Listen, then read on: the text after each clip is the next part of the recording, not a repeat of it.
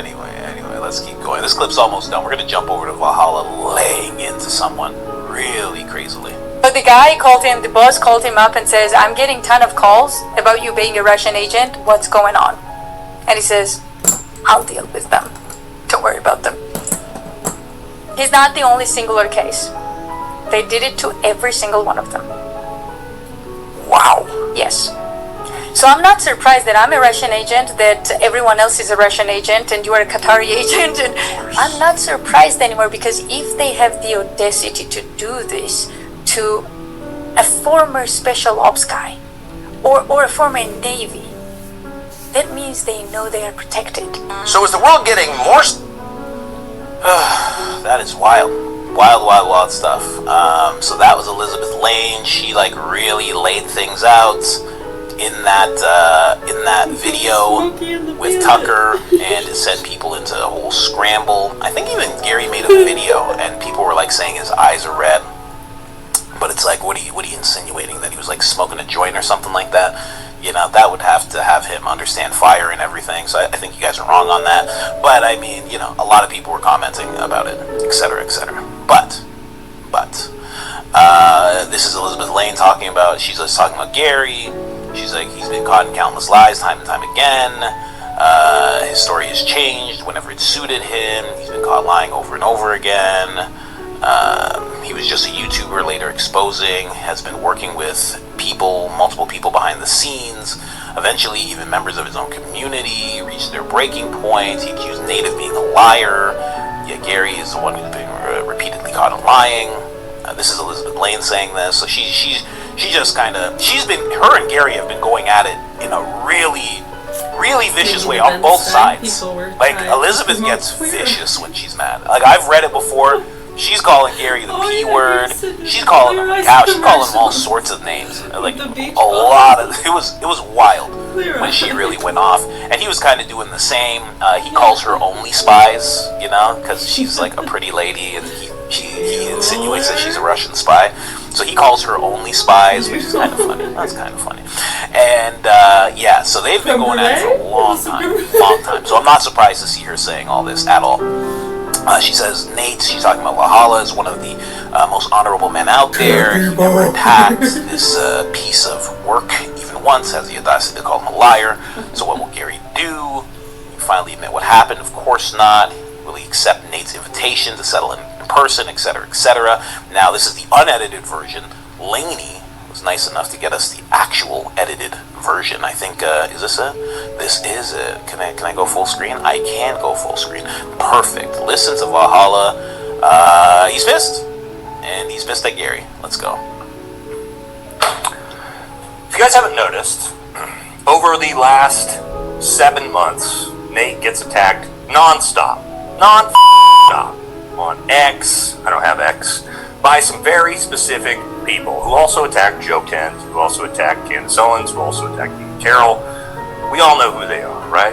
Right? We all know who they are. And they're Green Berets, right? A couple of Green Berets who pretend like they're badass war heroes that are all full of shit. They have no credibility behind them, and they constantly want to attack Nate. And the problem is Nate is very respectful of the Green Beret community. You all know that. My dad's a Green Beret. And so what I don't want to ever do is devolve into what they're doing and bring attention, negative attention to the Green Beret community.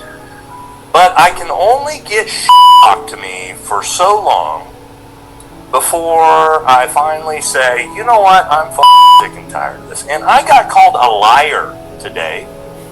And we all know who I'm going to talk about. Gary Melton, Paramount Tactical, right? You know what? Gary, you've been attacking me non-stop for months. I've never said a The beeps make it so crazy. They make it so crazy. Oh my gosh. Word back to you, because I actually respect the Green Beret community. I don't attack fellow Green Berets. Even Matt Tardio, who's my friend, has publicly apologized for even doing content with you. Publicly apologized, privately apologized to me for even sharing the same camera as you, because you're such a little piece of shit. But what you did, Gary, today is you called me a liar. Oh, Liz. Okay, hold on. She wants me to save it, but I'm curious, guys, because... Alright, let's see if we can get Liz to come on right now. Guys, I've hit my break point, right? You can only push me so far until oh, she's driving right now. Okay. We'll tell... Someone said, we cool with Tardo now, guys? No. It's just because someone's friends with somebody. Like, what are you talking about? That's not how that works. Everybody's like, whoa, Alex apologized to Candace. I don't care. I don't care at all who apologized to Candace, how she feels about it. I'm never going to trust that guy again. So, you got to be your own person. We're not a hive mind here, ladies and gentlemen. We're a bunch of people meeting, talking about mints, and listening to funny clips, screaming, "Mama!" whenever it's convenient to us. Okay, that's what we are here. We'll tell Liz to log in. All right, she's gonna log. She wants me to wait, but I can't wait now. We're too far down. We're just gonna do it. All right. So here's the thing. Liz is gonna log in and watch because Liz knows because she's been massively attacked. So here's the thing. Let me give some context here. I have been, you guys know, so respectful while these little attack me nonstop. Called me fake Green Beret when I have way more impressive Special Forces resume than they do. They don't have Valorant Combat Awards. They don't have any of the I have. I don't talk about this, but I'm so sick and tired of listening to these little talk about people like me and Joe Kent who have infinitely more impressive resumes than they do. Alright, and again, you guys know I don't do this, but I'm just sick of it. I'm sick of just watching them talk nonstop to me when I mind my own business. All I do is I go out, I do ballistic tests, right? And I do scientific studies and all this different trying to like bring up, and what do?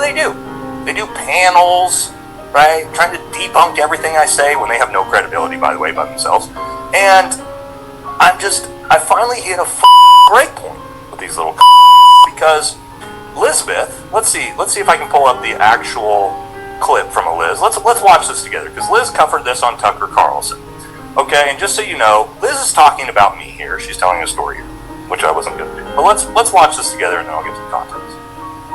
I keep going with my videos how this is unacceptable, wrong, and Gary starts coming after me, attacking me. Without even a phone call or anything, just attacking me viciously.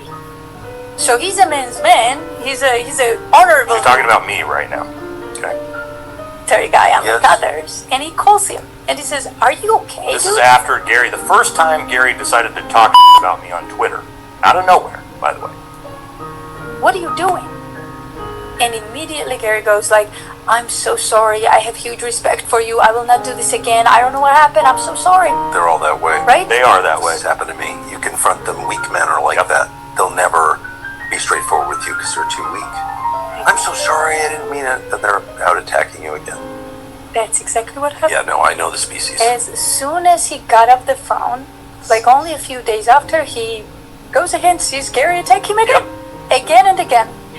So then he started investigating with his buddies, Green Berets, Navy SEALs, all of that, and they found something.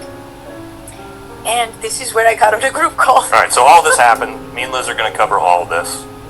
We're going to call all this. Let me give some context, because what Gary decided to say on Twitter today is that none of this happened. So Gary, I'm right here, buddy. You remember, let's talk about this. Let's say this publicly, because Nate never talks about this publicly, but let's go ahead and talk about it. You said I'm a liar. Gary, you said I'm a liar. But you don't remember when the first time you decided to talk about me on Twitter and I called you up privately because I'm a real man. I'm like, you're a little what you did when I called you up, you remember? It's just like Jerry Springer. It's just, oh man, such fond thoughts of being like a kid and just being like, I don't want to go to school. And then you watch Jerry Springer, and that's how it would sound right before they would start fighting on Springer. You would hear the beep, beep, beep, beep, beep, and they'd be locked. And Steve, the security guard, bodyguard guy, he would come and he'd split them up and they'd be fighting. And they'd throw a chair. It was the best when they throw a chair because that was a heavy chair. And they'd throw the chair. Nate is in throw the chair mode. He is in throw the chair mode right now. Remember? And I said, Gary, why the are you talking about me outside of nowhere, Gary? Gary, you're gonna see this too, but I'm done. I'm done with your right? You said, what'd you say? When I called you up and I said, what's your problem, man? Why are you talking? I'm so sorry, Nate. I'm so sorry. I'm so sorry. That's not the way I meant it. It's completely misrepresented. I respect the shit out of you. Over the top apologies. You remember that, Gary? I remember that, but now you're saying that that's a lie. Now that's not a lie, is it, Gary? And so, Gary, if I'm so sick and tired of you talking about me on like a little punk when I've approached you privately and kept my mouth shut and been respectful. But now, Gary, how about this? How about the next time you want to say anything online about me, you come out to my house. I got a combatants gym in my house, and me and you just solve this man to fucking man. Why don't you put your little mouth or money where your mouth is and come find out? How about that? I'm sick and tired of it, buddy. You're a buddy. I will hold you like a lawn chair. We'll do it for charity. We'll donate to Erica Kirk if you want. Come get some. Otherwise, shut your mouth. Shut your mouth. Stop talking about me online. If you want to solve it, let's solve it in person. Public challenge. You and me. Otherwise, shut the Jeez. Shout out to Laney. Thank you for the edit. That is crazy. This guy said he'll fold them like a lawn chair. You know, and I've heard stories in that community that they're in that they do from time to time solve things like that. Like if one guy's a problem, it's like, okay, let's solve this, you know, and they'll just swing it out, see who ends up on top. That's it, and then you shut your mouth after. Conflict resolved. Maine housing programs help eligible Mainers with heating, repairs, and more, whether you rent or own. Visit mainehousing.org to see if you qualify.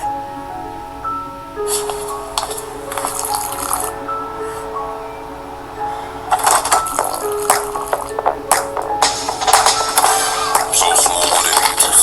I'm so smooth with it. I'm so smooth with it. So smooth. Might be worth attempting. And he even said he'll give the money to Erica Kirk. Do you know how mad this guy has to be saying he'll give money to Erica Kirk? Erica Kirk's a multi-millionaire. Okay, Erica Kirk sells 10 hats a minute. I don't know if you guys know this, right? Basically, I mean, they sell merch like Tesla. Like they're like if they were a public company, they would be like right up there with Tesla. So very interesting, man. Yeah, he's pissed. He's pissed. Very pissed. And I couldn't say for sure, but I bet those text messages that he's talking about exist of Gary apologizing. I bet they do. Because that would be a weird thing to make up. You know? Oh, I froze again, huh? I bet I did. I bet everybody who talks about this is gonna freeze. You know? I bet everybody who talks about this is gonna freeze. Yeah, I bet. Because it's real. It's real. It's real. This is legit. Your tax dollars at work. So, I can't say that about Gary for sure, you know, because the payment that they're talking about from the DOD is actually for a contract. And I've seen the contract. I think many people have. It's on X. And it says it's for like night vision equipment. And it's to the tune of like almost $200,000. But then Elizabeth Lane released some more stuff. Now again, the $200,000, was it spent on night vision stuff? Could that be a way of paying somebody? I don't know. I don't know about that world. I don't know how those contracts work. I don't know how you get those contracts. I don't know how many people apply for those contracts. Because if we're in a world where, I don't know, 100 people, 100 different tactical guys applied for those contracts, well then it's like, well, 100 people applied. Gary rose to the top because he's Kandahar Giant. He's like, he's bigger than everybody. And, 200,000 only. Yeah, supposedly. Because Elizabeth Lane posted more. This lady, I mean, does she think she's like on Buy Me a Coffee right now? I mean, someone said the undercard coach and Tatum. I think I take it. I think, I'm more of a Muay Thai person, but I can keep my feet down. I'll keep my feet and my knees to myself. I could do that. I think I get them. I got a good base. You guys don't even know. I've been working out for a long time. I would do it. I'm very confident against Tatum. I'm very confident. He's soft. You saw how tight his pants were in the other video I showed you. He's crossing his legs or whatnot. Nah. See, if he lived in Dallas, if he still lived in Dallas, if he stayed there, I'd be like, I don't know, Fort Worth, I don't know about all that. He's from the projects. I don't know. But he's been soft. He's been in Arizona, Tyler Boyer, and they're drinking Starbucks and all sorts of stuff. Yeah, I'll deal with him. Anyway. Oh, man. Have him screaming, Mom! Mama! Coach! Mama! I don't know what to do. It's round 2, Mama. I'm gassed, Mama. What am I gonna do? I do this to Charlie. It's too much, Mama. Have it like Rocky, one of the eyes is sealed shut. Mama, I don't know what to do, Mama. Oh, baby, you got yourself into a bad situation, baby. That boy coach not playing around. Mama, you gotta pray for me, Mama. You gotta pray for me. I'll do my best, baby. But that boy got the Lord behind him, baby. You've been playing booty tag with Satan this whole time. I don't know if I can pray for you, baby. Anyway. Elizabeth Lane posted this. It says the tension, trolls are getting out of control, scrambling after the Tucker Carlson interview. They're helping us document everything and take it to the proper authorities, which is very weird. I don't know if they're talking, I don't know if she's talking about Gary. I don't know what she's going to take to the authorities about Gary, because she's good. Basically, listen, maybe there's something behind the scenes I don't know, but they're going to show a DOD contract, and they're going to be like, okay, this is a DOD contract. And it says Night Vision, $200,000. It's not like I'm in charge, where I would just be auditing people's bank accounts all the time, because that's what I would be doing. I would just roll. It would be bad. It wouldn't be good. That's why I do this podcast and I make people laugh instead, because I would just be like, so we were looking at your bank account. They'd be like, hey, you can't do that. Yeah, well, we did, and we found a whole bunch of money. We need you to explain. You want to do it down at headquarters? Let's go. No, we already got the car outside for you. It would be bad. I'm not the person to be true. I'd be doing that to senators. I'd be doing that to congressmen. Hey, so you're back from the Middle East, huh? That's great. Come on in. Sit down. So, that's your bank statement. I went and looked at it illegally. I did. Yeah, I did. Explain how you made $10 million since you got back. Explain it to me. Real slow. Like I'm 5 years old. Oh, it'd be real bad. Another senator taken into custody. FBI director, Coach Collin, was taken 6 in the past week. Can you tell us what you guys found? I don't know, they're making money and they're not explaining it. So they don't get to come out until they explain it. Where they got it from and why. Have a good day, everyone. That'd be my press conference. Oh, it'd be really bad. You wouldn't like it. You'd be like, oh, this is weird. Just picking up Congress people all day, just picking them up. Hey, let's go, come on, guys. Just as soon as they're done in the congressional hearing, just a paddy wagon outside. What's going on, everybody? Oh man. So, by your salary, past 10 years, you should, if you saved every penny, you should have $1.2 million. You have 40, so you can hop inside there. You should only have 1 million. Somehow you have 100 million. You can hop inside there. Oh yeah, it would just be everybody inside. Come on, just hop in. Let's figure it out. Whoever flips first Whoever flips first gets the best deal. You know what they say, right? Okay. Anybody want to explain? Let's everybody get inside the truck. You know, like El Salvador, just hands behind the back, packed up like sausages. Everybody just laying down on top of each other. Are you kidding me? It'd be real bad. You know. Anyway, the trolls are getting out of control. Not that we needed it, but it's sweet. Check this out. Remember when I said Ukraine involvement? Do you remember Finnish links and Philadelphia? Same. Here's our Gare Bear once again highlighting coordinated network. People showing us how right I was in a single day. Same Gary path. managed to Different reshare story. Pika. I don't know how to say that name at all. Vetnik Soup. What on earth? Documented pervert, Finnish rat in charge of trolls in Ukraine. Oh, that's interesting. Are those the same trolls that are calling me and Candace the N-word repeatedly all the time? They're still doing it to Candace. I blocked all of them. I wonder if those are the same ones. That's some job you have.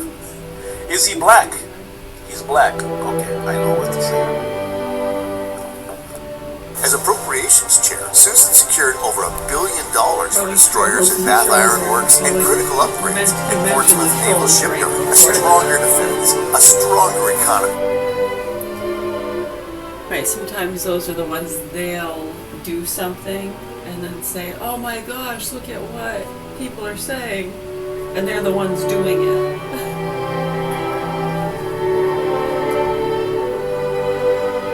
Those racists tell me to sit down.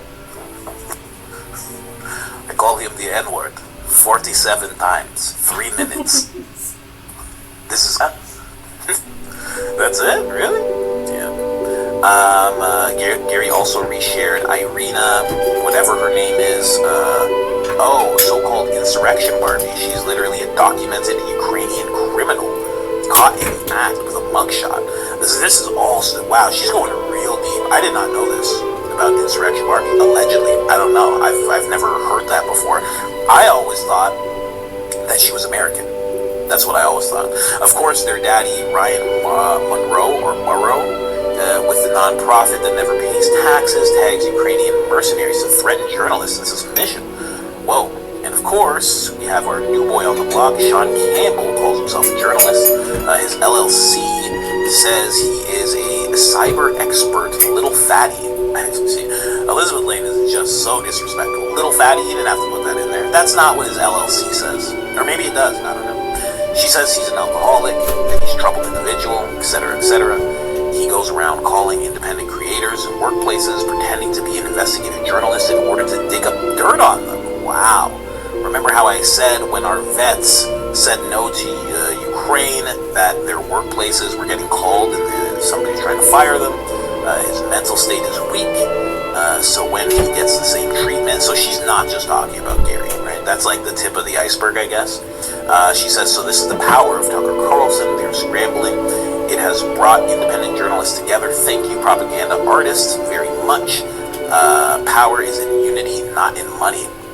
Sean likes to dox people, but put people's addresses online, especially girls, so that they may get hurt by someone and he goes after women because his mother mistreated him so badly when he was a little boy.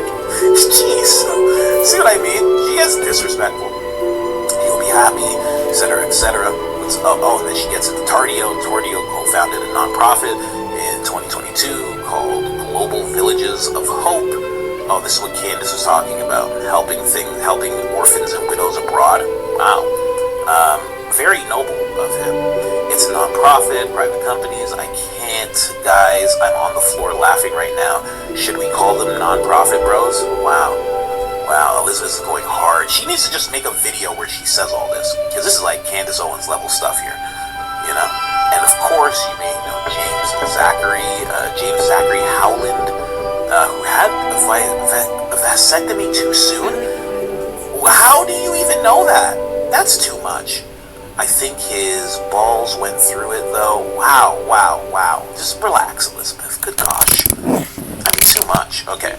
So either way, she ended up tagging. She said, thank you, trolls. She said, Ryan Monroe tagged Ukrainian mercenaries to threaten me who directly works with the SBU. I don't know who that is. I see it as a full-blown treason. These people point fingers at Candace and Tucker. Screenshots below. Thank you, trolls. For the rest of you guys, block them. And then there's something. Oh, this says Paramount Tactical Solutions as the premier firearms and then company. There's a famous song that came out that said "Stop, collaborate, and listen." Shout out to Allies. In the AI age these days, so you don't basically go down the rabbit hole of not knowing what's going on. We need to develop something, and you just said the right word: verify. Stop, think, and verify. That life is actually. Stop, think, and use your brain. That's what you got to do. We're good. We're good with the story. Let's go to the next one. Guys, Adam's giving life-changing advice. Hopefully you guys took it. Let's go to the next one. All right, in Michigan, there's a guy named Abdul El Said who won the Democratic senator primary race, and there's a lot of controversy behind it. One of the things that's very interesting is with this guy, he is telling the story about how his OnlyFans, how his Instagram algorithm, all it does. I want you to watch this, and this went viral. At first I kept seeing this guy like this. I'm like, why is it showing this video? Why is this going viral? This guy's a pretty smart guy, by the way. I think he won valedictorian when he graduated. He's not a lifer. I think he's a doctor. I think he's done stuff. So it's not like he is very well spoken. But this is one of the things that he said that is just extremely funny, and everybody retweeted and said, should we tell him? Watch this clip. Go for it. If you're on Instagram, my team has access to my Instagram account, and like the things that I actually look at on Instagram, right? Of course, we get served that on their For You page, but then like every third video that scrolls on its own is going to be some OnlyFans model, and it's because it clocked me as being a 40-some-year-old man. Did you guys get it? Clocked him. Yeah. You clocked him. So that's true, friend. That's what he looks at. No, but what he's saying is, I don't know if you know. That's what he looks at. That's what he looks at. But He just said, "I look at porn." Antonio, please check what Vinny's explore page is. Check your phone. I'm asking. What do you think you're going to see on Vinny's phone? I would say pigs and what do you see? What do you see?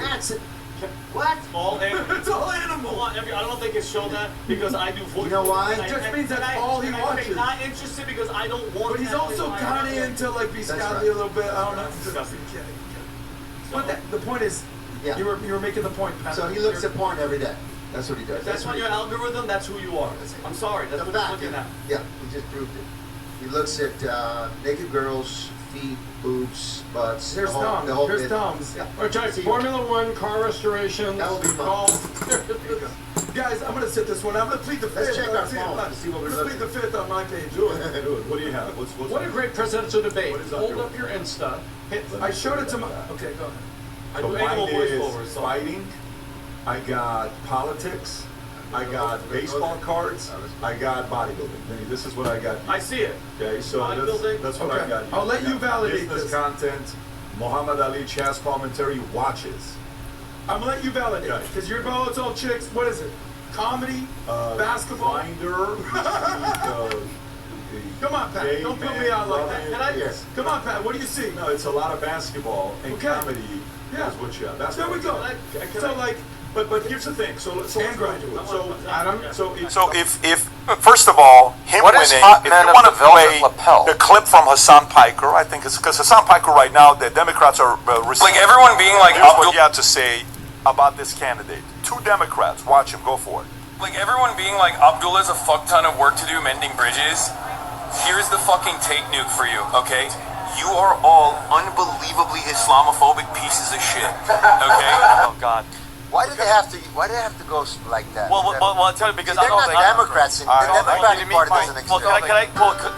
I'll tell you something right now, if I may, because that guy, the guys like that are the scum of the earth. Okay, their families aren't from here. They come here, and all they do. Can we set up a boxing match with me again? Oh no, but Can we do like a celebrity boxing match? I wanna say this piece about people like Hassan Piker. I'm gonna get into this. Abdul Said who says you can't say my last name. I'll say whatever the hell I want. Okay, this guy has openly said Hassan Piker, not patriotic. This guy dresses up, cosplays like Mao from China. He has no identity. He just goes with the wind. He sets like he wants to soak in capitalist blood.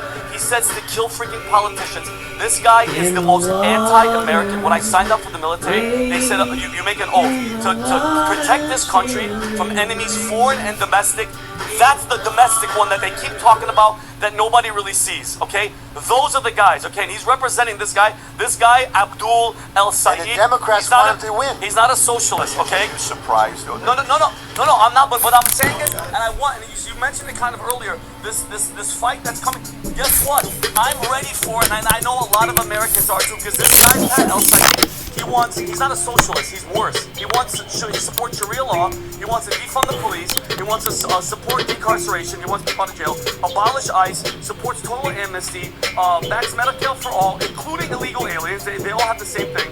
He supports a billionaire tax, and the DSA backs him and campaign with known communists. Bro, Hassan Piker is a freaking communist, okay? And then, Bali, there's a counterterrorism expert, Pat. He was in front of Congress with Ted Cruz that we were talking about earlier. Kyle Scheidler, I guess, he testified about this guy. He said that his ties to MGAGE, which is close ties to the Council of American Islamic Relations, and his father-in-law's leadership roles in the Muslim Brotherhood linked organizations.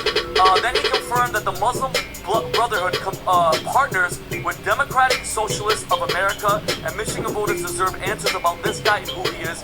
And I hope, guys, the fight is here. It's no longer, hey, they're coming and they're whatever, because the goal is what? The goal is what? Put as much people, flood the system, try the Sharia law, but I'm telling you right now, they came to the wrong effing place, and I'm sorry, Pat, because it's true. And if people are worried about these people, I'm not, because I'll bring on the point. So there's a clip of him being asked to disavow Hassan Piker, and I think he refuses. If this is the clip, go for it and play. Go ahead, we got 2 clips to play. He said that you need to renounce people like the left-wing streamer Hassan Piker, who was campaigning with you, who was out there in Michigan on Monday night, I believe last night as well. Do you have any plans to do that? Look, I'll tell you this. I'm less focused on folks who are campaigning with me, more focused on the folks I'm campaigning to. And I think it's important to stay in touch with the folks who you want to elect you. Good rehearsal. You rehearsed that 1,000 times. The people told you what to say and all that stuff with that little smirk. Very well spoken. Never underestimate the power of a great communicator. This guy's, if you see how he speaks, play the clip. On launching is already more bitter. All you gotta do is look at the odds. You're already watching on TV, started today. You know, they think that you wanna use my whole name against me. Listen, man, if you can't say the name, it's Abdurrahman, keep the name out your damn mouth. White liberal women. Look who's clapping, man. Yeah. Look, I'm so happy. They don't even understand what he said. He's like, oh, yeah, whatever. Difference between and Mamdani is Mamdani is able to hide his rage and anger. And this guy's rage and anger comes out. This guy's rage and anger comes out. So we'll see. I mean, look, the person he went up against, Adam, you were saying she looked like who? What did you say his opponent? Oh, look, the girl that he beat in Michigan is like a female Chris Farley, they say. But she's entertaining, the Haley Stevens. How much money did she spend? How much money? But this is a warning. Like, they spent so much money on her, and you didn't win. This is the epitome of the Democratic Party right now. Michiganders, what's going on here? No, but Adam, Haley Stevens here. No, we have to beat this. Literally. I mean, there's but Adam, prove me wrong. Can I ask you a question? This guy, Abdul Muhammad, is going to come I know Let me that. ask you a Who sings question. that? How much money, Connor, can you find out I'm gonna look how it much up. money? Oh, who sings it? A lot of money to play. 'Cause it ain't over till it's over. Who sings this? It ain't over till it's over. A little bit of enthusiasm, a little bit of energy. Leave it in the van down by the road. Go for it. You're so It's getting stupid. worse. Like, I don't even know what my point is. We gotta get on the right track. So my point is, look at where, and we've talked about this before, I'm not going to beat the dead horse. Look at where the Democratic Party is right now. The person that they really wanted was her. That's why they put all the money, all the donors. You can't win with a guy because guess what? When we talked about the affordability and everything that's happening right now, this youth, these young movement, all those liberals and the people, I don't see any Middle Easterns. Where are all the where are y'all at behind him? That's a show. White people and liberals that are going to be voting for this freaking guy. Rogers Because guess what the promise is? Free stuff and the hell with rich guys. Yeah. Rich thought guys. it was People like like Kenny Pat, Rogers or they're the somebody. problem. Are you stupid? You know how many Yogi jobs these Berra? people are creating? You know they're moving the markets? Tom, I know we want to move on, but words Yogi talk on the Berra stream. How came about up some with the numbers? phrase, We "It can pick ain't on over her till all we it's want. over." Originally He beat her said by 1.1 American points. baseball player So and manager let's subjectively. Yogi Berra. Honey, did you invite the September minions over? Well, you know how we talked about getting Wi-Fi from 1770. Yeah. I ordered it this morning. Was online in minutes. Then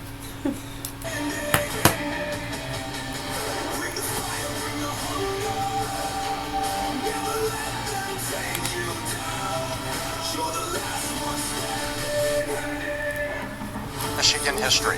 So in other words, the people turned out to vote in the primary and took it seriously, and he won by 1 point.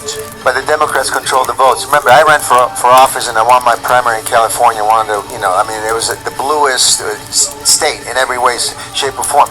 They win by controlling the vote. But this was their primary. This was their primary. But now let's look inside. What happened? Take a look at her candidacy. Right. She carried African American vote outside of the deep blue center cities. Number one. Number two, when it was 40% had a college degree and female, he wins by 10 points. There's your angry middle females vote. And lastly, number scream is the pollsters that were out there had him winning. The Democrat-leaning pollsters had him winning by 10.1 points. The RCP, Real Clear Politics Consensus, a week before, had it by 10. It turns out to be 1. This is going to be closer than people think, and what we can't miss, Pat, is underneath this, he's got trouble with the Michigan voters, with the black voters. He's got trouble who were not buying this. So we can see the headline, he wins, but underneath, not by much. Yeah. Well, against a weak candidate. We'll see what's going to happen there. Adam, you look like you still want to talk. I haven't said anything yet. What do you want to? You screamed like a million times. Not on this story. Really? You didn't scream on the Chris Farley and all that stuff? I did talk about it. Okay, go ahead. Yeah. Make my point. You want me to go? Go. Okay. Well, my dad is from Detroit. My dad's from Michigan. I showed some videos here, which you can pull up. I actually respect this guy. City. Why do I respect this guy? He's telling you exactly who he is. Where's the rule? Number one, my dad's from Detroit, Michigan. We can play those clips in a second. This guy went to the University of Michigan. He roots for Go Blue. He gave a great speech as a valedictorian or something in 2007. You went to Michigan. You graduated. My dad went to Michigan. Respect to you. That's when respect starts to wane. I actually respect the move that they're doing. If you have a radical base in certain cities, in Dearborn, or in Minneapolis, or in LA, New York, you know that you have 20, 30, 40, 50,000 people who are going to vote for you. It's a smart approach. I respect that. Now, who are these people, this constituency? I have some questions about. The biggest litmus test that I have, Pat, is what do I always rock? The American flag. My litmus test is how do you feel about the flag? And I'm very certain I know how MAGA and most Americans feel about the flag.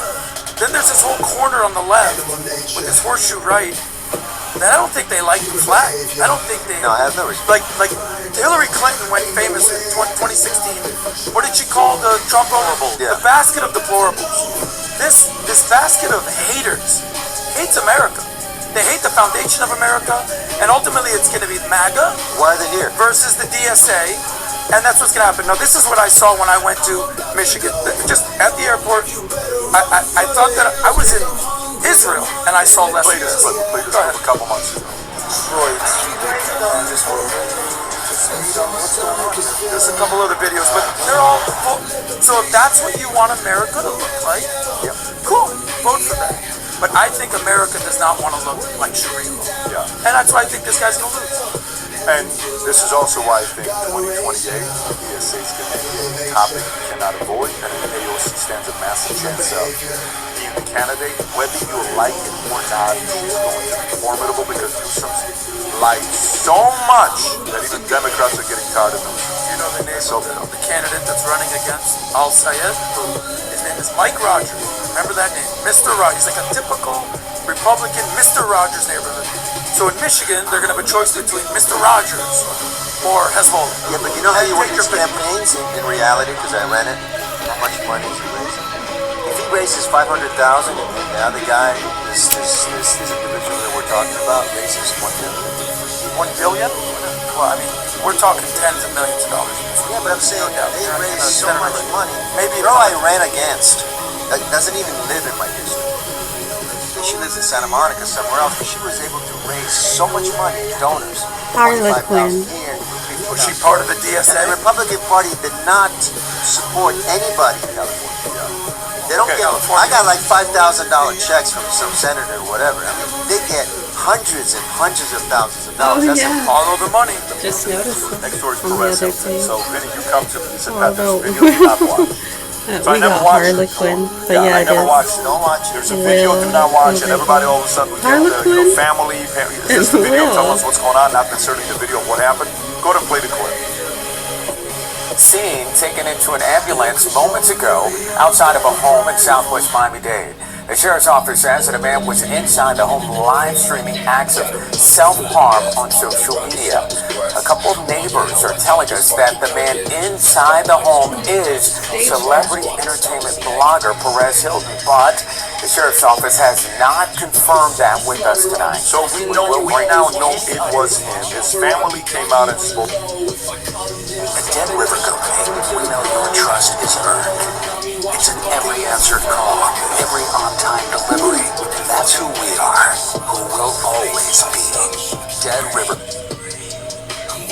Calls claiming Hilton was live streaming the self-ad and a tactic to reduce the likelihood of suicide by cop encounter. Hilton was later safely transported to a local hospital. His family and team posted a message on his website confirming he's receiving medical care and asking for privacy. We kindly ask that you respect Perez's privacy as well as the privacy of the family during this difficult time. They're aware of concerning content circulating online, but have not been able to make direct contact with him despite ongoing efforts. So, Vinny, what happened here? Well, first of all, what makes this like very, very hard, because by the way, for everybody that knows him, and you know him, and I'm pretty sure you're gonna talk about him here in a minute. But like, it's heartbreaking to me. By the way, I know who he was. I don't really care about that world, but just weeks ago he was on camera, emotional pack, in a hospital, apologizing for his past. Which, as Christians, I don't care what anybody says. There's only one judge. I try the hardest, and you know this, Pat. I try and I pray. These people drive me crazy, but at the end of the day, I have to pray for them. But that's a whole other story that we're gonna get into. But he was making promises. He had the Bible, and he's like, "I'm sorry," and it wasn't a fake theatrical crying. He was crying and saying, "I am so sorry," and the tears were streaming because he was in the hospice for 21 days. He got septic. Well, he got septic because something happened. He didn't take he took flu medication or something like that with an empty stomach. It put an ulcer, opened up a hole. He got septic. He wasn't doing well. He came back out. Then after that, he got a freaking blood clot. Right after that, almost died. They had to remove it. So it's really, really bad. But there's something like else that's disturbing. Thousands of people were watching this happen online. They were begging him to stop. By the way, when I tell you guys, and for some of the people that are out there, do not watch. It is one of the most disturbing things, Pat. I thought it was fake for a second because it was so red. Yeah, it looks like a horror movie. It looked like a freaking horror movie, but people were reposting it. This is the guy's darkest moment, guys, okay? And people don't want to talk about this. That's where we've gotten with our freaking lives and our social media, and everybody's judging people, okay? Someone can be falling apart, literally cutting himself open, and instead of helping, they grab their phones, they record it, they make content, and they put it out there. Yeah, well, you know what people need to do? Pray for this guy. Pray for him in hope, okay? Because finally, did you ever have anything with Perez? Yeah, we talked in the past. Yes, he was at one point one of the biggest, first street influencer. Yeah, he would talk about celebrities. He had a voice, a big voice. We're dealing with a guy who has probably heavy addiction, who hasn't really dealt with the addiction. He has people that he's trapped in his house doing streaming all day long, talking about all kinds of stuff, but inside he's burning, he's dying. He needs help. He needs to go into a place to be clean. You need to be there for a long period of time. I know about recovery, as we know on this table, and it takes a lot of work. You can't just say thank you God and that's it. He obviously maybe went back to some drugs, maybe he went back to some stuff he was doing, and all of a sudden, when I was in treatment, I remember guys that were coming in to give us speeches, and there were great guys who got clean for a long time. And I remember this guy named Anthony, who had his life all put together right here. He was on this speech. I recovered myself, I battled this addiction, and now look at me, I have hospitals, I have this. A week later, he died. It took 1 ounce of cocaine. Either way. And he was See dead. how either way. So we're dealing with people who, as soon as he put the poison back in, of any kind, mental, whatever, you fall. Look at that. He's got to have something going I on. think so, and you just made me remember something, Antonio, like, especially when you're saying, like, and I saw this, that is the first thing I saw, because when I saw it, literally, I thought he was possessed by something. It was insane for the people that pupils. But then I say this all the time, Antonio, because we talk about this a lot on here, you know, as Christians, you know, the closer you get to Christ, the spiritual battle is crazy. And Mike Tyson said it perfect. He said, when you're favored by God, you're also favored by the devil, and he's coming for you too. Absolutely. He wants you, and you have to be strong and stay on the right side. And I saw it, and when I looked at this bro, he was possessed. It looked like he was possessed by something. I don't know if it was drugs or whatever. But the more you're, because think about it, I've never seen this guy with the Bible and all the years that you've known Perez Hilton. Bible, Christ, crying, Christ save me. When you do stuff like that, even the devil goes, wait, who's talking? Who's trying to bring people away from me? Was he allowed? Did he allow himself to receive and have Christ? I don't. Yeah, that's you understand? Because when Christ moves in you, he moves in you. So I think, you know, also we're dealing with being on camera all the time, the attention all the time. We're dealing with give me. I need to have. So there's all that. It's not just him by himself dealing with this issue. He's sharing it with the world. Yes. You know what I mean? And kids, teenagers, who knows what's watching? Mom, look what I'm watching. Look, Mom, look what's going on. What do you do? So it's only going to get worse. People are going to do these things. And I pray for him, and I hope he gets clean and his family's with him, because only Christ can actually fix him. One of the hardest things to do, as at one point got a lot of attention, and you no longer do, is how to manage the decline of attention. Right? Because you know who goes through that? You know who goes through that? Athletes. Everybody. I don't care who you are. Everybody.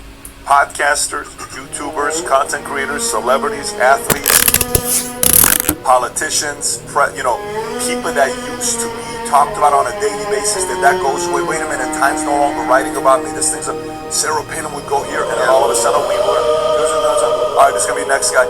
And how you deal in that phase is an art. Some can handle it, some cannot handle it. It is very difficult. He lost, right? He could have said goodbye, came back stronger. You gotta learn from people like that, because when you're broken, when you have everything, then you have nothing. That's the place to say, you know what, I'm gonna do it again. I'm gonna show it, and I'm gonna pick myself up, and I'm gonna do it again. Weren't you reading a book, something about that? We were talking about in Rhode Island, about having that and then being up there and then it goes away. I think Alex told you about this book. Oh, it's from strength to strength. Strength to strength. Arthur C. Strength to strength. Yeah. What do you think about this, Perez Hilton? Yeah, well, Perez Hilton should be dead right now. So number one, shout out to the Miami-Dade Sheriff's Office and Sheriff's Office and Fire Rescue. Shout out to Sheriff Rosie down there. But I knew Perez Hilton back in my old Kardashian days, and I'll just say he wrote some sleazy stories that I knew. It was my first time dealing with media. That wasn't my world, and my best friend married Kim Kardashian. I was in that world with Chris Humphries. And they wrote some sleazy story about me and Chris. I was like, that makes no sense. Alright, so I was like, alright, thanks, Paris Hilton, gotcha. But then he was a big deal. It was like the original TMZ. Oh my god, Paris Hilton wrote about it. He was like, okay, it's kind of a weird story. But that was like 12 years ago. And then I remember one time, I was in the Miami nightlife scene a little bit. And one time, the owners of a big club were like, yeah, this guy wants to come in, he wants a table, he's with Paris Hilton. The guy goes, so? They still gotta pay. And my point is, there was a time when he would have been center table for free. And now you gotta pay for a table, you know this. And you talk about like fall from grace. Like I see NBA players that come to Miami, and then it's like then they're retired 3 years later. It's like, what's your name again now? And if you don't reinvent yourself and become a new person, this is kind of how you end up. So I hope it takes faith to get you. I agree. See what I'm saying? I totally agree. You don't have it. I think he's got a second lease on life, and I hope he finds faith in God and cleans himself up. Who did you see in Hollywood do that? Who went right, got big, disappeared, nobody cared, and they recreated themselves and came back. Who did it right? Me right now. Me, I'm doing it right because they all have to succumb. Well, why don't we do this?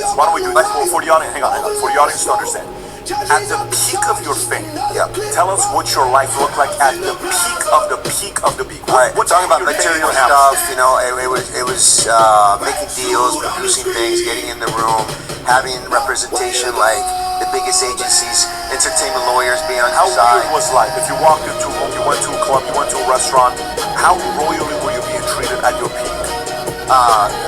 Just red carpet over it. Like private jets, red carpets, events in Monte Carlo, hosting shows, celebrity meetings with people, like, you know, just presenting at the, you know, at these award shows all over the world, being able to do movies anywhere, doing 3-4 movies a year, TV shows, Aaron Spelling calling me, hey, you want to do this for me? Things like that. Going to the basketball Melrose places, right? Yeah, going to the All-Star game, playing with Michael Jordan, you know, playing hoops with Holyfield, hanging out with Tyson and De La Hoya, or people like, just, you know, things like that. And then when you speak your mind about something you're passionate about and you disagree with them and you have a voice because they're scared of that voice, all of a sudden they treat you like you never existed and you have leprosy. And all those people and all those agents and managers and everybody else included, they treat you like you don't even exist, and they want to push you aside. As soon as they hear your name, boom, you're done. You're done. You get 10 years, 11 years. Like, they will hold that because they fight for their community, for their game, you know, for their. And I said, you know what? I can let this thing break me.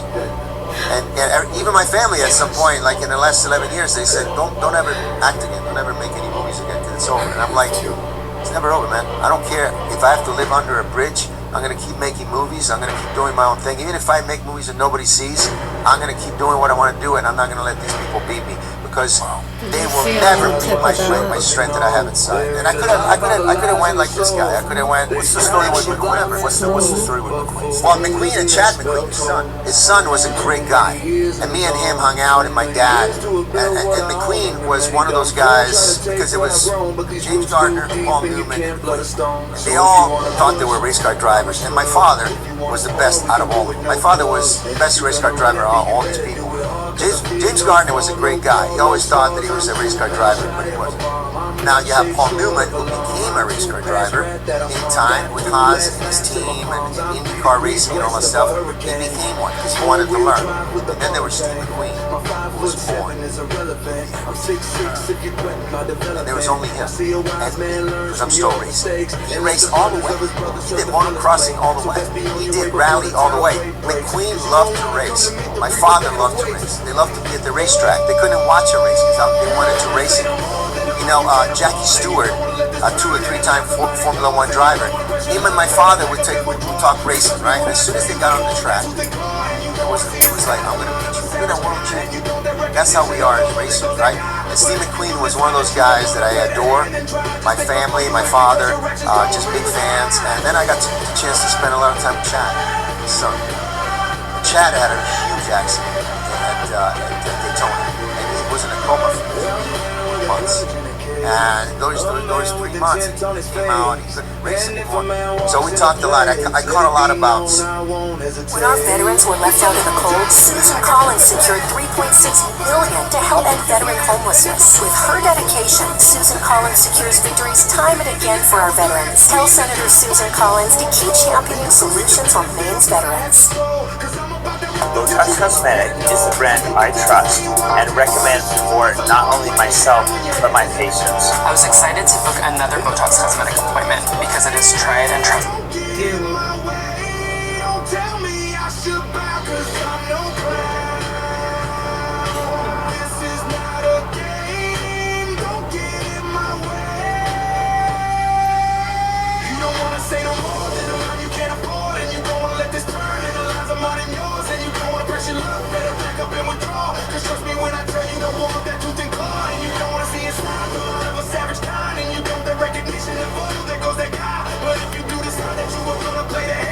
Country boy, but as far as toughness, you know, like really tough inside, without having money and private jets and all that stuff.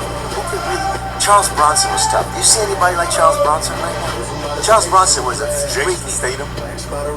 He was a diver. He used to be a diver. I dove too, like professionally. He was diving, and he became a stockbroker, and then he learned martial arts. I think he could fight and all that stuff. And I think he probably won. Yeah, I think Jason. I think Stallone was at one point.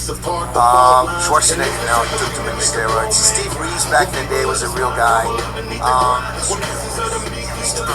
There was different guys. They smoked cigarettes. Did they ever ask you to wear a dress like they wear these guys these days? They did. Straight up? Yeah, they did. I wore it in The Big Hit. The Big Hit with Mark Wahlberg. There was the character. He used to like cross-dress and win these contests wearing women dresses and stuff. And it was cut out. It's in a DVD. But they asked me to do it, and I was like, I'll do it. But I did it because I'm fearless. I play guys who are gay or whatever for fearless. I'm fearless. I'm straight. I love women all my life. But I want to showcase that whatever they put in front of me, I'm going to do it. So that's the type of guy I am. You have one life to live.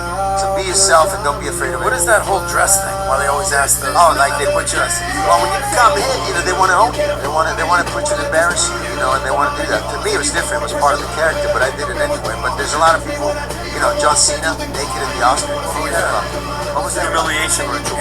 Why would you want to do something like that? And in multiple dresses.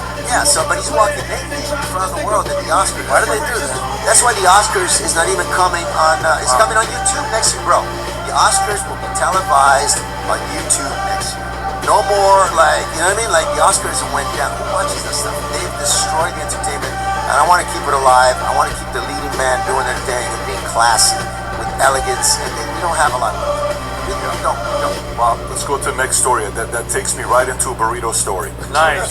Right. Burrito debate. It's a big thing going on right now with this burrito debate. They're called the burrito case. And I don't know if you have the clip ready in the back or not, but the story with Burrito Gate is an intra-conservative argument over affordability that began with complaints about grocery store prices and crystallized around one sentence from a college student. A burrito shouldn't cost $20. The dispute is only superficially about Mexican food. Its real question is, are Americans facing a genuine structural affordability crisis or a cuts? By the way, is there a video on this in the back? If you have a video on it, let's pull it up with how this video got started. Then people started responding to this. Matt Ross said grocery prices are insane. They are still rising. Addressing this problem should be the #1 priority of every elected leader. And the stupid foreign wars focus on this issue. It's one of the main reasons socialists are gaining power. That's Matt Walsh. Then you have Andrew Colbert, who said, one of our TPUSA college students gave me his take on affordability. A burrito shouldn't cost $20. Yeah, a lot of this is a hangover from COVID and Biden-era inflation, but the lived experience is the same. It just feels like basic things cost too much. Then you have Joe, you got a few other guys, JD Vance. I'm surprised to hear Musk say this. If you ever met in person, it's quite obvious the man has never missed a burrito. Is that actually a real tweet or no? Because Mark Thiessen said, Crimea River, the burrito and college cafeterias are included in your meal plan. So that was a turning point that's coming from this guy. And then Ben Shapiro said, I hear that young people are upset about $20 burritos. Okay, young people, a burrito does not cost $20. If you're paying $20 for a burrito and you're not independently wealthy, you're doing life wrong. We have enough problems as a country without insane expectations that the government is going to provide us gourmet quality burritos. And Dan Crenshaw said, just hearing about this dumb $20 burrito debate, so just thought I'd make the losers on social media angry before going to bed. Stop whining, get a job, eat ramen like the rest of us did in college on a budget with 4 roommates. The market doesn't care what you are thinking should cost. Only communists care. They set prices. Remember that then everyone starves. Are you a communist, or are you even an American male adult capable of handling his own shit? So what are your thoughts, Tom, with this burrito story? So I think the Republicans that are quoted missed the point. They missed the point. If you were to ask me, my wife, Bailey, and Brooke, hey, is it hot out today? I'm the guy that loves summer. I deal with the heat, and it's okay. Brooke is the swimmer. There's 2 other members of the family that like the air conditioning in the summer and are not real summer people. So the word hot to everybody means something else.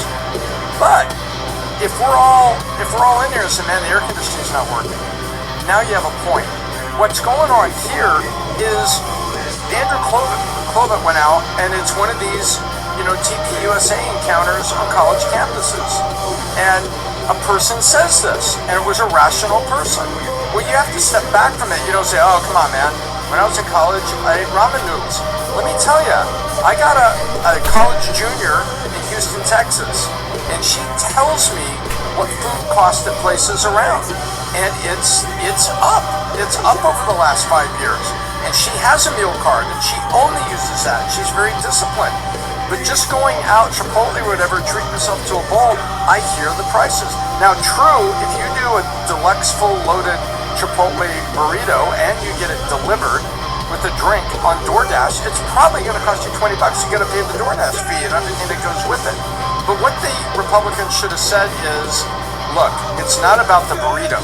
We need to do something about affordable. I think that's what Matt Walsh was saying in his tweet. Yep, and that's exactly what Matt Walsh said, and Matt Walsh is absolutely correct. But to have everybody is getting their quote out there, stop whining, get a job, eat ramen noodles, wow. You know, giving the finger to voters verbally like that, just kind of the dust off, that is not the winning play. This is something you and I, Pat, have been talking about. You have to not only acknowledge the affordability, but we need to be talking about what to do about it. So I just pulled it up right now, and I asked the question, tell me the average price of a burrito at Taco Bell and Del Taco, okay? Taco Bell is $3.75, and Del Taco is $4.25. Okay. I don't think that's then Taco Bell, the typical burrito includes cheesy bean and rice, whatever, $1.49. Beef burrito $2.49. Beefy 5-layer $4.29 to $4.99. Grilled cheese burrito $5.49. I'm getting hungry by the way. $5.49, $5.99. Cantina chicken burrito $5.99. Del Taco, their most expensive is the deluxe burrito that goes all the way up to $6.49. The epic burrito $7.99. And then I asked the next question: how much did these things cost? A taco cost 30 years ago, in 1996, then 5 years ago, then today. In 1996, 30 years ago, if you bought a Taco Bell crunchy taco, was 79 to 89 cents. In 21, and that's 25 years later, went from 89 cents to $1.49. That's not a lot. To go from 89 to $1.49. And today that $1.49 is at $2. So it's up 50 cents, 33% is up in the last 5 years. Del Taco went from 99 cents to $1.69 to $2.79. U.S. median household went from $35,000 a year in 96 to $71,000 a year in 2021, which means your income 2x, median household income, but the price of taco didn't 2x. So just so you know, the price of so it's actually the exact range of your income, and then today it's $84,000. And so $84,000, the last 5 years, the median income has only increased, say, 20%, where the price of a taco has increased 33%. So last 5 years, that kind of does make sense. And I think I'm with you, Tom, in a part of affordability. If you talk to young guys about not realizing what they're going through, there needs to be a message of both. Whether you got to be able to understand how tough it is, but you also got to be able to challenge them at the same way. And we're going to see how this messaging is going to land midterms and 2028. This is a real topic of discussion that's going to come. Can you imagine right now if you're watching this, are they really talking about burritos? Yeah. How the hell does a burrito story go viral on X? Can I add to that, please? Can I say, first of all, out of all the cuisines around the world and dishes, burrito is the easiest thing to make. Put it there, warm it up, put some chicken on top of it, and salad, whatever. So learn how to make that, and then you won't have a problem. I mean, anybody can make a burrito, even a blind person. So it's so to pay $20 because it's a brand. There's a shopping mall, there's a grocery store in Venice, California, where a medium-sized shake is $30. Okay? Just berries, water, maybe some sugar, whatever. But people, because they live in LA, they like to be fancy. Oh, you want to have a $30 shake? It's really good. It's the best in the world. You get out for two people at this grocery store, you will spend $1,000. At the grocery store. They're building these because it's celebrity. It's hot. It's the most expensive. It's the best fruit. It's this and that. Just get the fruit, wash it. What's it called? What's the name? I don't remember. It's in Venice Beach. Find out. It's I was there last year because I don't live in California anymore. But I was training for my fight, and I passed by this place and I heard about it and I checked out. I didn't go inside, but we're talking about high prices right on Venice Beach, Venice Boulevard, and Abbot Kinney. Venice Beach, and I mean, look at the prices on this stuff. I mean, it's ridiculous. Like a little burrito is like 40. I'm giving you some real numbers here because this is crazy. And they'll go there just because maybe the Kardashian or whoever went there, and how much is that thing? And go for it. So basically, I'm just saying that it's about go make your own burrito. In other words, make your own burrito or follow the herd and be a sheep. I don't know. This is a burrito story, but it's not a burrito. It's an affordability story. Yeah, exactly. I mean, look, you go to Taco Bell, you said it's $3-4. You go to Hey, we need to talk. You're driving. We're watching. We see you glance at your phone or touch up your makeup. You always say. Pay attention. So why don't you? We repeat driving is everywhere, but we get worried sometimes. Our safety depends on you. Depends on you.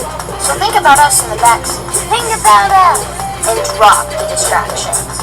Please, be safe when you're driving. Thank you. Thank you. Thank you. Since 1957, Sprague & Curtis Real Estate has been Central Maine's trusted guide home. With 6 agents in the top 25 for sales and over 109 million sold statewide, they know Kennebec County like no one else. Whether you're buying your first home or selling your forever one, their experienced team makes every step feel effortless. Find where you belong at SpragueandCurtis.com.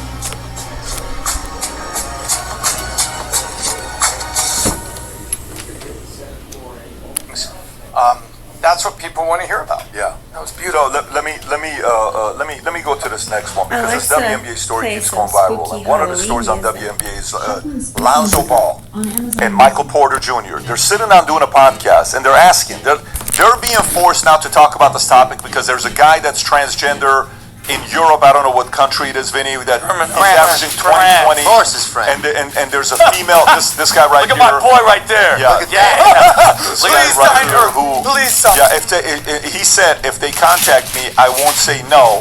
And then there's another WNBA player that said I wouldn't have any problem having transgender in the WNBA.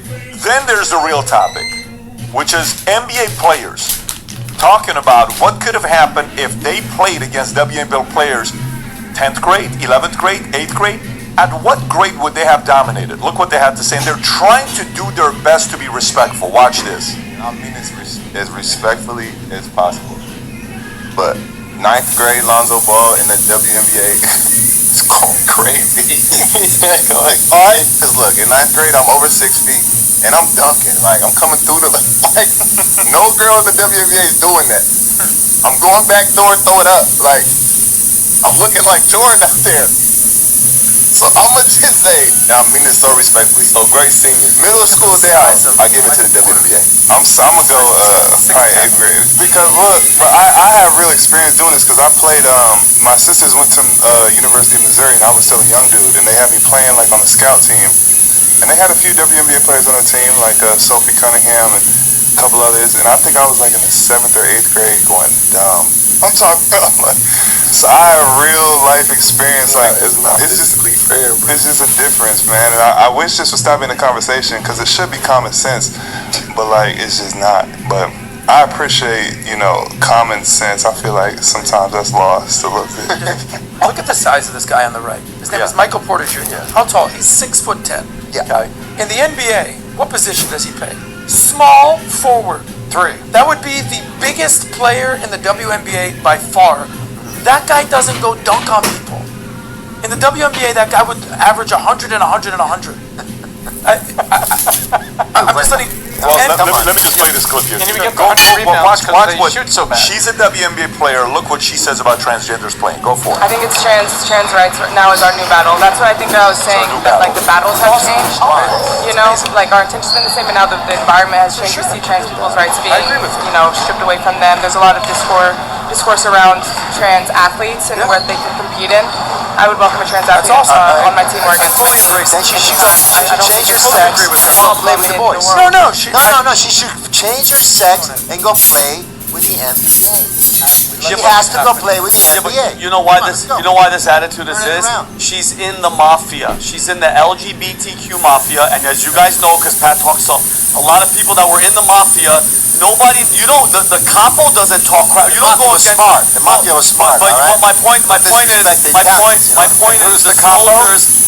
Yeah, exactly. My Captain.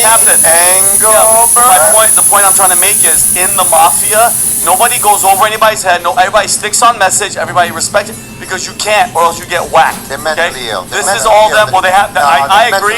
Well, I agree, but that's they're in that mafia, and they have to toe the line, so to speak. Male, female, done. Why are we even talking about? Why is this even allowed? Why is it even allowed? I just want to see her take the foul, wake up next Tuesday, and then ask her the question again. You know, they say my lived experience. Let me give you my lived experience. I was a point guard in high school. Played football, college football. I also played semi-pro basketball. I'm a player. I got a football and basketball scholarship in high school, and I went to a great school called Miami Country Day. And I was in 10th grade. They wasn't sure if I was JV or varsity, so they started me off on varsity, and I was like the backup point guard. I'd average like 5-7 points a game. And they go, let's bring you down to JV and see how you do. Bro, I'm scoring 30 a game in JV. And the JV team would scrimmage against the girls' varsity team. So 12th grade girls against 9th and 10th grade boys. We smoked them. It wasn't close. We're dunking, we're throwing the ball up, we're backing them down. The girls, they did that so the girls would quote unquote toughen up for their next opponent. So you want to do this in real life, guys? Let's do it. They allow it. It's crazy that we're having this conversation. Let's just have a game. Boxing. Let's just have a game sports, and let it happen. Dangerous. And the saddest thing is, some girls gonna get hurt. Some girls not gonna make a team. Some girls hurt. Exactly. They can lose their life. But they want it, so let's give it to them. Yeah, Tom, thoughts? Shouldn't be No, I think points have been made. My wrap up is, hey, let's bring the guy from France and let's put him on the Indiana Fever. What happened? They win the championship, and then everyone says, wow. But by the way, Kathy Egelberg, she would jump in on that. You know why? Because she would know that Sophie Cunningham seen the South Park and thing. Clark are about to get a chip. I don't know if She we can pull won't up let them get a chip. South Park. No, won't play it. You can even maybe show an image, but they had basically Macho Man Randy Savage, like, I'm a lady, compete in some female Olympics. I mean, and it went exactly. But that was Trey Parker making a point, and he was right. But he made a valid point. Even Serena Williams said it. And she's These two right here. the best player This is ever who's to play tennis. Even Serena. Aaron versus Butch. Who do you think won? Yeah, so okay, let's do this last story and then we'll wrap up. Let me get into the story I got here for you. It's 5 reasons more Americans are cutting off their own parents, according to psychologists. Parents being cut off by their kids. Let's see what this story's all about. 5 reasons. Dr. Richard Blake, British psychologist based in Austin, Texas, identified 5 drivers of rising family estrangement after the 2025 YouGov survey found 38% of U.S. adults are estranged from at least one family member. First, political and value differences. Interesting. There were people more likely to cut off someone for having a different opinion than for people who have done serious violent crimes, Blake said. Second, social media influence, which normalizes estrangement through viral, no-contact stories and encourages word-of-mouth mimicry. Third, therapy culture, which Blake called a false belief that if you're struggling in your adult life, it must be because your parent did something they shouldn't. He cited a 2024 study finding estranged adults reported lower life satisfaction and more depressive symptoms. Fourth, communication breakdown. Blake recommends hostage negotiation tactics like listening first and avoiding moralized language such as toxic, narcissist, gaslighting. Fifth, outside influence, including romantic partners and partners, parenting philosophies. Blake suggested perhaps we should be learning from our grandparents more than the therapists, noting that families are one of the most evidence-based buffers against mental illness. Tom? No, I think there's 2 things, yeah, we should learn from our grandparents. Yeah, we go in here, but what's really, amazing is that we're trying to, this is an article, we should learn from our grandparents or therapists and moving in, but really what the issue is, there's 2 sides to the economy that's going in here. It's kids moving back in because they simply can't afford it. They can't launch out of college or out of high school or coming back home from the military. I'm not going by any sort of class or education. All of them are having the issue. Because then it's like, okay, you gotta move out, and I can't help you. to the boomers who had inadequate retirement and are now looking for their successful kids to help them. It's two sides of the same problem showing up in two headlines, Pat, that look almost comical. I have to add hormonial. I think the teenagers right have their hormones all jacked. I think their testosterone is way low. I think they're on their computer. I think their will to survive and go to the next level is dropped. They want to get back home and don't pay any bills and be on their phones, while they don't even care about their families because family values are dead. So you have a complication of things. There's no will to get it on your own. Nobody's going to come and help you. That's what they like. Instead, you have the government saying, "We'll help you. We'll help you." I know. Well, it is and kind of everything's cozy getting in higher there. It's prices like a and little everything. den. So the It's next nice and generation, cool. He's on his I feel phone. sorry for them because there's no will I'm making to him get it, some to egg get it, salad to get it out. sandwiches as they right say. now. You know what I mean? To get it to Like, the next level, to have gonna go to balls, the cojones to ocean. say, We you know, get at some 16, I was living in New York by myself. I left school. I know, he said I he- lied to my he said we parents. I could said do I just passed my one or the GED when other. I didn't. But then I went back to school and I I got told my him, yeah, bring a pillow and years hang later out under in the my back own seat, terms. 'cause So I'm just saying, the my windows will was is always, cracked and I on also the went a lot of high passengers. schools, and I was coming from Italy, Yeah, coming probably from gonna here, get it going back to fixed Italy, here ran out of next money, week back or and forth. something. So now I'm like, that's a different generation. We were guys back in the 80s and 90s where we want to live and be outside. Now these people, like I said, their hormones are jacked. There's just no will to do anything. Just give me. And I don't even respect my mom. My parents are divorced. Everything's open. Just give me a roof over my head so I can be on I know he's like, Instagram, that on does TikTok. You know what I mean? That's how it goes. tempting and good. He's like, Yeah, but when I saw the story about yeah. people moving back in with their parents, I was like, Mom, did you read this article? Moon energy She was last like, night what? fired everybody. No, it's just I don't have it. I believe I have it. I can see that happening. The way your mom cooks, a power lot of of Christ people. compels Oh, you. 1000%. Well, The power of 1000%. Christ That's normal. compels you. Yeah. Miss Hospitality. Yeah. You make the bed. You help your mother. Oh, obviously. I got friends of mine in Italy who are, my age, who are still living with their parents because it's normal. But you give. You got a job. You give back to the family. You pray every night. You sit down at the table. There's a different kind of thing. Right now, they just want to be taken care of. You know what I mean? Yep. Well, I think the number one thing in life is family and friends. That comes above everything. I love how Vinny interacts with his mom. She's the best. I love the example that BBD sets from his dad down to his kids. I love that, So to me, I'm still best friends with the same guys I went to elementary school with, and I bring them around here. And it's awesome. At the same time, there's certain friends and there's certain family that you may have to cut off. And not a ton, but some people they can't. Experience matters. After a devastating attack, Susan Collins led the way forward, enacting historic bipartisan reforms that made us safer. Susan saved 250,000 Maine jobs. She protects access to quality health care, and she delivered the Social Security Fairness Act, boosting the incomes of 25,000 Maine retirees. America's most bipartisan senator, always working for Maine. Okay, I think you have 10 questions left. Is this something I can see? Yes. Yeah? But who's still grateful? Who's still hungry? Who's humble? Who's a virus? Who is negative now? And it's the most confusing thing on who's most negative now, who's most optimistic. So last minute I got up and I decided to surprise some of the guys who were not expecting it because of the turnout. So I said, I'm going to give a cash bonus to some of the guys that got no clue who did. So like, what? And I brought Brian up, so I gave Del Toro's $100,000 cash bonus. I gave Celery salt is good. Sika's $150,000, if I'm not mistaken. I gave Okafor $200,000. I gave Suazo's $350,000 bonus, and then I gave Hart's a $1 million bonus. Okay? It's hard. Cash SOS. Yes, I gave them $1 million bonus in front of everybody, and Brian Adams is their integrity the whole night. And I said, the thing about the 5 issues that everybody thinks about. In every relationship, you think about these 5 things. Each party has a set of concerns. They have their own motives, they have their own assumptions, they have their own fears, and they have their own asks. You with your girl, those 5 who you're thinking about, she's thinking about that as well. Me with you, I have my own set of concerns with you, motives, assumptions, fears, and asks. In every relationship this happens. And I said, what's the one thing that destroys it?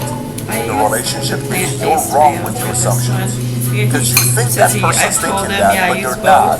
I never and because really of that, say in many He says he cases can't tell lose the 5, 10, 15 years of their life. One of the couples I won't mention upstairs, They kind of just use we're having a whatever's on VIP and hand, they come or up we to have me, more which I was of. kind of surprised that they came up to me because another couple did not come up to me. But this one couple came up to me and we start talking. Hey, you know, we're gonna really turn things around. I said, you've been saying it for 5 years. I don't know why you're telling me this. Like, we're gonna make you proud. I said, what do you think I want from you at this phase of my life? I need nothing. Nothing. I don't need money from you. I just want respect, gratitude, perspective. And if you don't have that, then there is no relationship. That's the only thing I need. I'm gonna give you respect because I'm grateful for you, right? I said, there's something, I said, there's so much I want to tell you, but I'm not going to tell you anything. She said, what do you mean? You can't tell us. I said, I will never tell you. Why won't you tell us? There's no point in me telling you right now. Why? In my mind, some of these guys don't realize it, the guys that have made a lot of money, and I said this from stage, I said, I hope integrity listens to those who are growing the company today, not those who grew the company 3, 5, 10 years ago, who are now bitching and whining and are no longer grateful. Out of virus.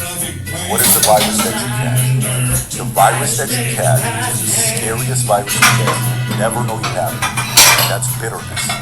The moment you become bitter, you know how this thing works? I'm recommending everybody to go get a CAT scan. You got your CAT scan. I don't know if you've done a CT scan on your heart or not. I know you guys, when they did it, we had this conversation. What happens when you go do a CAT scan? You're living a regular life, and all of a sudden you're like, hey, your widowmaker's here. This artery's here. What? Yeah, you gotta do this. What are you talking about? Well, guess what? If you don't go do that, you're not gonna know you're bitter. But you are bitter. So every word out of your mouth, you don't even know how bitter you are. You don't know because you're, protected by your shell that you have in your only. So then becomes one of the guys that won. He's at backstage. I'm talking to him. I won't mention the names. I said, whatever you do, don't join the bitter camp because it's the easiest camp to join. That camp's gonna go around to try to recruit everybody. Don't fall for it. Stay optimistic, stay big. So what does this have to do with the 5 reasons families not moving in? My dad's been living with me. I lived with him for many years, even after my parents got a divorce, because he is optimistic, he's positive, he's not bitter. He has certain things that he's, anybody that's around him, he's helping, developing all of that. If anybody in the family, your blood, if you're entitled, if you're bitter, if you're negative, I don't care if they're your blood. It is not your responsibility to try to change them. Absolutely. It's not on you because you will never succeed. You are not God. God can help them. Their friends can help them. A local church can help them, but they got to make that commitment. So imagine if you then bring that person into your family and they now spread that virus with, with your kids, your family. Then all of a sudden, 4 years later, your family picked it up, that bad habit. It's on you. It's on you because you allowed that, behavior to be around it. So at the same time, like I said, this is the first time since 1989 that my mom, my sister, myself, my dad all live within a half-a-mile radius. This has not happened since 1989. I live with my mom. I live with my mom now. There's nothing like it. And I love living with my family members because we, as Italians, we came here together, the 4 of us. My father is in heaven now. But my sister and I, my mom, we're close. There's nothing wrong with doing it together as a family, but you appreciate, you have respect, and you give back. Yeah. You know what I mean? Now they don't want to give back, like we talked about earlier, and it's a sign of respect for yourself. I will tell you something. I will tell you something about giving back to your parents. I think it's a two-way highway, and let me explain to you why. My dad, I had to force him to want to live with me. Why? He did. I'll tell you right now. He didn't want to live with me. With the family, with the wife. I said, what's your issue? What with me? He says, I don't ever want to be a burden on your family and your marriage. Check this out. We went to the Hamptons. He didn't go with us to the Hamptons. First time ever. You know what his reasoning is? Don't not want to go to the Hamptons? Why? Because when we're in the Hamptons, he doesn't want us to take him to the hospital nonstop. Because the day before we went to the Hamptons, he had an emergency. I took him to the ER. So I was at the hospital. He's like, look, I don't want to go. And now as you're aging and you look at the family, God bless, look at that. When you're looking at homes, different places, it's crazy. We're looking at a home in Hamptons, that one house on the end. We looked at it. It's the first question that we're asking. It's the crazy thing. Yep, I know it. We're asking, how long of a drive is it here from here to ER? It's a 7-minute drive. You know these like when you're like young and coming up and you have dreams. Where's the like, pool and the one chairs? day I want to own an island. This is the chances of me owning an island one day. You want to know why? Why? You gotta get places. How the hell am I getting to a freaking hospital? Yeah. I want a hospital that's 5 minutes away. And then in the Hamptons, when we went to the hospital on one of the days, and this guy who was driving me, and I'm talking to him. I said, so how many? He says, oh, you realize if you live in Gurney, Montauk, and you have to go to the hospital, the closest hospital is an hour and 20 minutes away. You're done. I said, You're stop. done. The ambulance drivers, you know what they are? They're part-time drivers. Volunteer. 90-year-olds, 80-year-olds. That you call them and say, hey, do you mind coming in? And they have to call people. There isn't. So imagine these. So remember some of the paramedics yelling at Artie was like this. He's like, I'm coming. You're like, no, you're not. You're going. And the paramedic was yelling at him. Artie, over here. As you age, you realize the value. Health, doctors, all of that, but also sanity. And health. Sanity. Sanity. But the point I was going to make is the fact that sometimes, generationally, we put way too much pressure on kids to have to take care of their parents. The Bible even tells you, leave your kids an inheritance, so don't pass the burden on to them. How many marriages end up at a divorce because one of the spouse is trying to take care of somebody else financially, and the other guy is saying, hey, you're getting us bankrupt, and we're running out of money, and you're taking money out of kids going to college. So there needs to be a fair amount of pressure. It can't just be all the burden put on one person to have to support everybody. And that's one of the reasons why conflicts happen within families. It's a very complicated thing. But with that being said, Antonio, it's great having you on. You guys, you have incredible genetics to be handsome no matter what age you are. And so that's a gift that only few people get. Adam, I just want to go back to your big event. I met Pat in 2012. You've been doing this a long time. You started this in 2009. You were in the insurance business starting in 2001. How's it feel? Kind of a new man now. Priceless. You know why? The way I view it is that more and more the last 4 years I told everybody, my voice is going to get smaller. I don't want a voice to get my voice is going to get smaller. I'll play a role on the back, integrity, and people call me. I have a relationship with anybody who calls me. I'm the fastest to get back to them. I get back to my guys faster than their own leaders get back to them. So that's not going to change. But it is like your daughter marrying a good man. Oh, wow. You have to let them figure it out. My daughter, married integrity, a good man. It is Brian's like a good dude. And I'm outside, and whatever you guys need from me, I'm not going to get involved. If you ask me questions, I'm right here. And I'm going to be very fair to both of you guys. Any questions you want. Of course, my priority is my daughter, because that's my blood. Education is my priority. My job is to protect them. But from the outside, they married somebody very good. Brian's an incredible guy. He's a heavyweight. Love that guy. He's the #1 guy in the insurance industry, heavyweight. The world's going to know about this guy and what he's built. And there's going to be good things. When you build a company that's got roughly a $1.5 billion EBITDA, that's a real business. Okay, it's a real business. Anyways, gang. Respect to PHP, respect to you, respect to integrity. It was great. We had a great experience. Gang, have a great weekend. We will do this again next Monday. God bless everybody. Take care. Bye-bye. Bye-bye.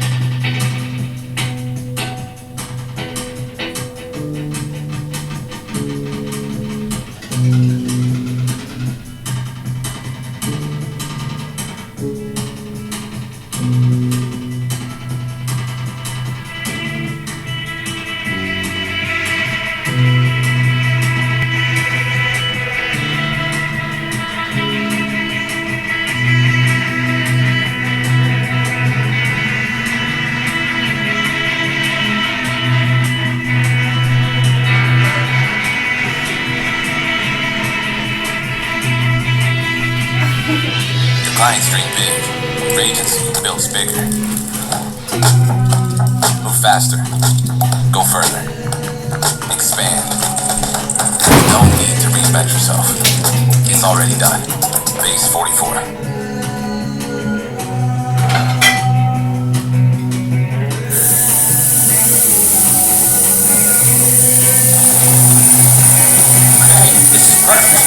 Already welcome down, and you'll never find us here. That makes sense. But you track them down. A lot of lawyers would just take so not to argue in that way. I think that just was good for those of you.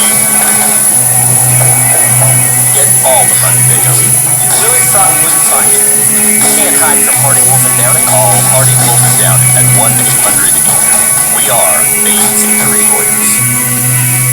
Two entitled women show how quickly a combative attitude will get you arrested during a traffic stop.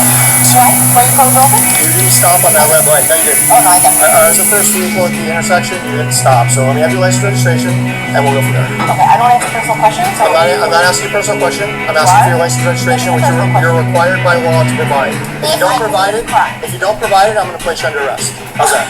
First of all, I haven't committed a crime. Ma'am, you don't have your seatbelt on. And I do have my seatbelt. I literally. And you ran a red light. No, Stop. I did. First of all, I did not run a red light. Stop lying. Why is your camera not recording? It's red, it's recording. No, it's not. That's It's not red, red. it's recording. It's not red. Shut the car off, please. No, I'm Shut the car off, please. I need a supervisor. I am the supervisor. Okay. I know the supervisor. Personally. 5 seconds. We can send you one or two more. Listen. I'm not trying to be difficult. I'm telling you right now. This isn't going to go your way. I stopped. Listen. You're lying. You're telling me that I ran a red light. I did not run a red light. You did not stop on red when you made that right turn, okay? I did stop. So listen, if you don't provide me with your documentation, this is your last chance. Okay. You're going to jail tonight. Why would I go to jail? Because that's illegal. No, it's not illegal. Yes, it is, because I did not commit a crime, nor are you suspecting me of a crime. So you're arresting me for a red light? A red light is an infraction. You Infraction? not identifying That's yourself not a is misdemeanor. a crime. No, it's not. Okay. It's not at all. How is it a crime? We're going to stand by until my partner gets here. And you're going to step out of the vehicle, and we're going to go from there. Okay? No. Because I did not commit a crime, nor you're suspecting me of a crime. Ma'am. And what you're doing is unlawful and illegal. Let me ask you a question. And you know Let me ask you a question. What is going to be more of an issue for you? Receiving, Receiving a citation tonight or going to jail? What's going to be more of an issue for you? So if I contact internal affairs and then ask them about this situation, you can contact whoever you'd like. This entire encounter is on camera. Are you going to give me your license or not? why are you being so difficult? Why are you being I'm actually being Ma'am, it's a nice. yes or no question. Are you going to give me your driver's license or not? Why are you being rude? Okay, we're done here. Why are you being It was rude? like he's being so patient and nice to her. It's Shut just the being vehicle quite off. difficult. Okay. I'm not doing none of that because you're literally unlawfully arresting me. Okay. So we'll see how internal affairs. That's fine. And that's illegal. That's not illegal. That is illegal. That's not Because I'm not committing a crime. Where's the vehicle? Thank goodness for body cameras, right? You cannot do that. Well, I mean, it's not always so easy to see through the veil, especially when there's things at stake. Now, you know, it's less tempting for them to kind of do that. Wow. Helps on all ends. For what? Exactly. You can't even tell me what I'm under arrest for. You can't even tell me what I'm under arrest for. You're not even telling me what I'm under arrest for. I already told you. No, I did not commit a crime. No, I did anything. She ran a red light. She refused to give me a driver's license registration. I did not stop at a red light. You Not even a misdemeanor. give me your ID, we're going to jail. Alright, and then you wanted to fight with me because you took your phone out of your hands. Exactly, and that's illegal. I have the right You have the to right actually record. Not when you're under arrest. That's fine, and my lawyer's gonna have a deal with it. So is internal affairs. So, no worries. And I got people that work in the Is your ID in there? No. Okay, that's fine. You can't search my personal. Okay, well your car's being inventoried because you're going to jail until covered. Okay, so I can't. No. I can't. Okay. I don't need it. Thank you.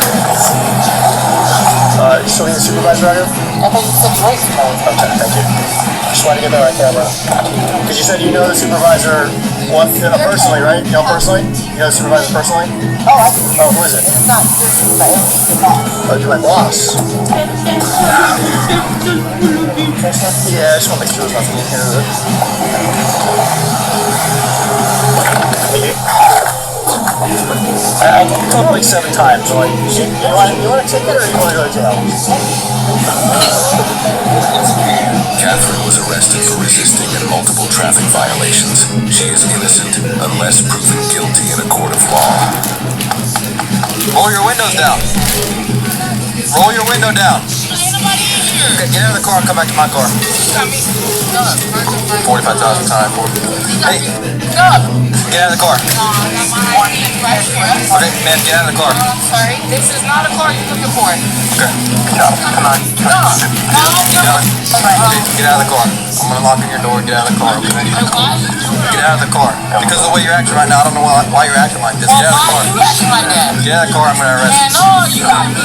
I'm daiquiri. I know my rights. Okay. Alright, I'm gonna record.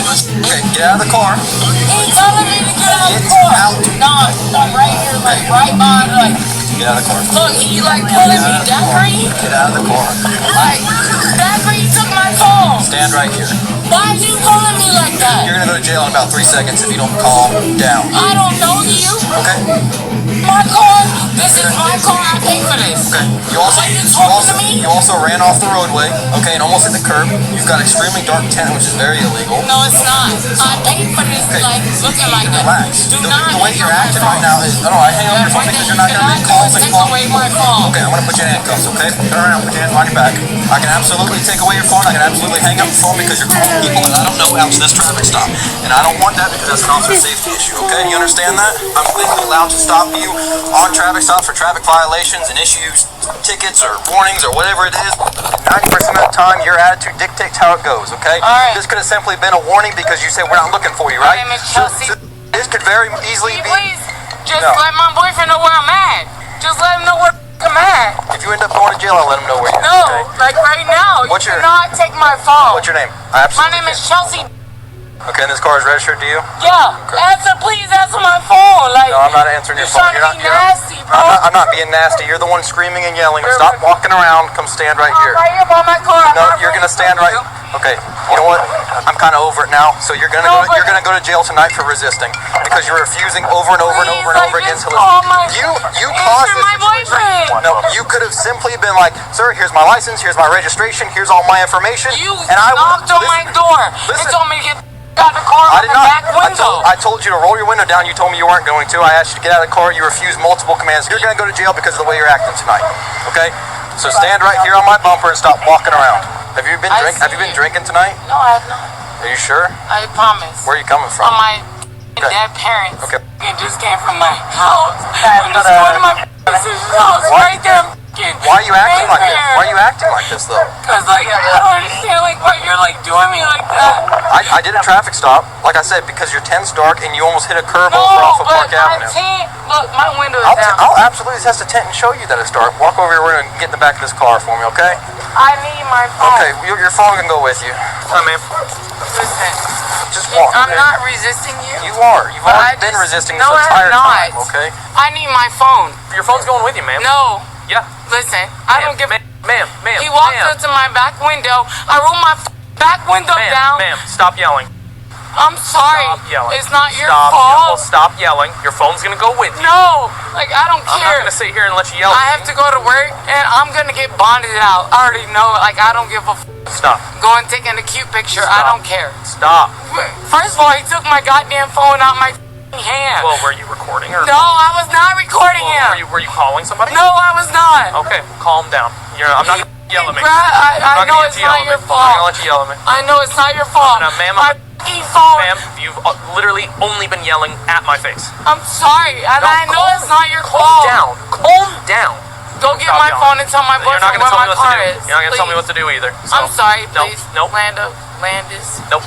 Sorry. We're past that right now. I don't care because he wanted to make his quota. There's no such thing. Yes, it is. My daddy worked for TPD. Who's your dad? My dad died in 2012. Okay, well, I'm sorry. He can search my car.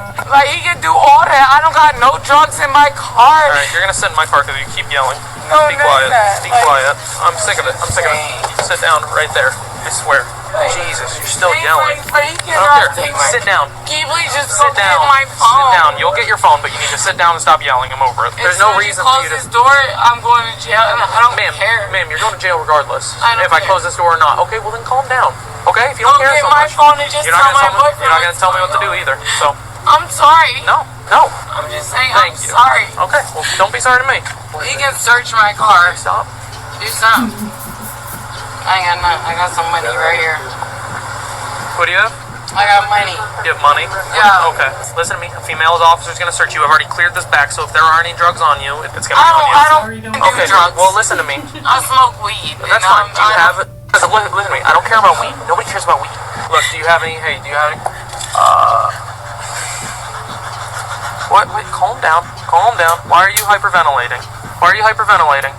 The fact that I'm going to jail. Calm down, please. Please calm down. Ma'am. Hey, ma'am. Ma'am, look at me. Ma'am. Hey, ma'am, do you need medical attention? Yeah, I need you to control your breathing. You're gonna make yourself pass out. Ma'am, you need to calm down. We're gonna. I still don't deserve to go to Okay, jail. well, Like, stop hyperventilating. Calm down. 145. Good. Can you bring that phone to me? Ma'am. Don't let her make a call, just call the guy and then have him tell him where we are. yeah, I know you don't give a f. Is that the missed call right there? Yeah, okay. That's my boyfriend. Well, listen, I'm gonna call. I need my f***ing, like, What's the use passcode? Use passcode. No, you're not getting my Alright, passcode that's to my fine. phone. Ready? Here. Like, I don't care. Use your thumb. Use your thumb. That's my other finger. Thank you. Put your foot in. What? I'm calling him. Put your foot in. I want to use Do not it. kick your foot out. Jesus Christ. Hello, this is Officer Landis with the Titusville Police Department. Okay. Hey, sir, what's going on? What's going on? Hey, what's your girlfriend's name? Chelsea. Hey, Chelsea. Hey, unfortunately, Chelsea's going to be going to jail today. Her car, she wants you to come pick up her car so we don't have to tow it. I don't want to do that to her, okay? I don't think that's what. Okay, where y'all at? We are at, we'll hand you off the keys. That's what she wants to do, and we'll do that for you, okay? Okay, what's she going to jail for? I haven't spoken with the other officer yet. I'm just simply transporting right now. But you'll know that very soon, okay? Alright. Bye. What's she going for? Perfect. Alright. New Skechers Aeroburst, running shoes that push the laws of aerodynamics. It all starts with Skechers Hyperburst technology, supercritical foam that gives Aeroburst unbelievable response and propulsion, plus a carbon-infused H-plate that returns more energy. Skechers Aeroburst.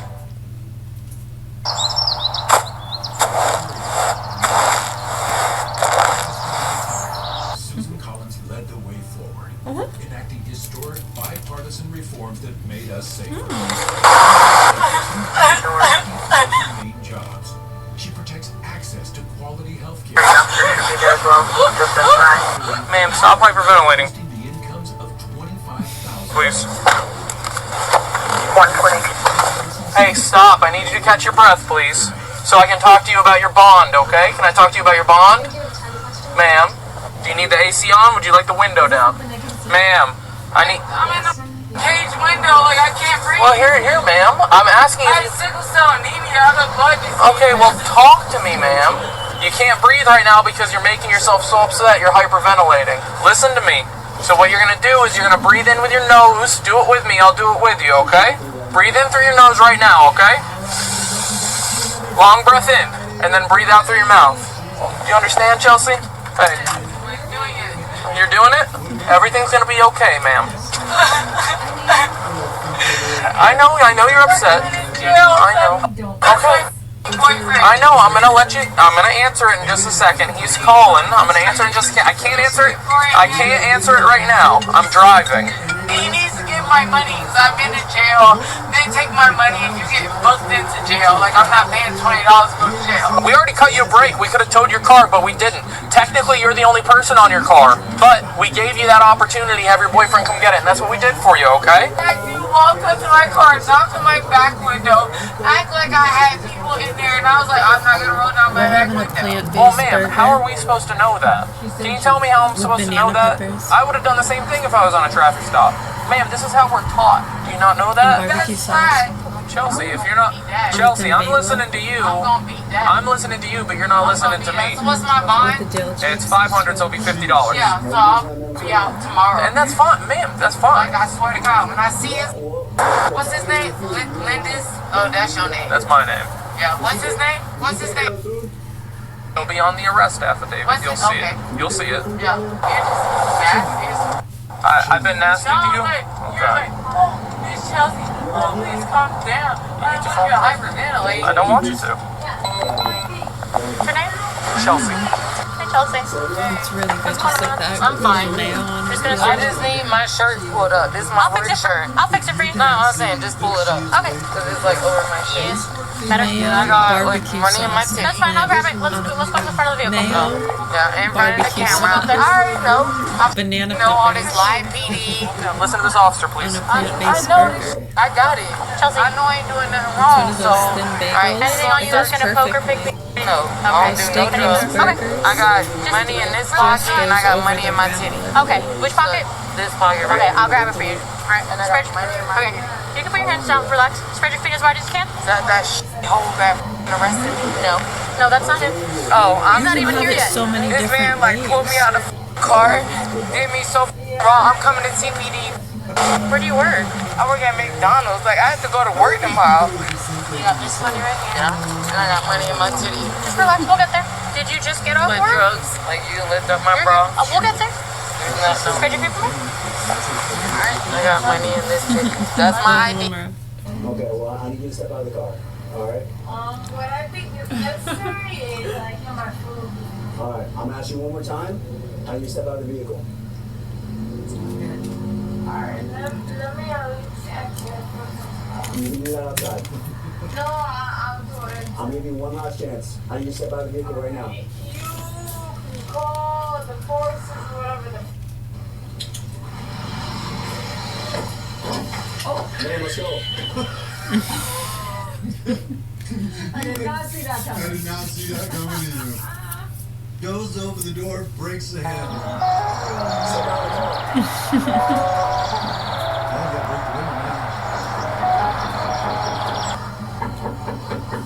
That one's tempting. Step out of the vehicle. I'm gonna ask you one more time. There's nobody behind her in the drive-thru. I'd be pissed. She said break. Open the window.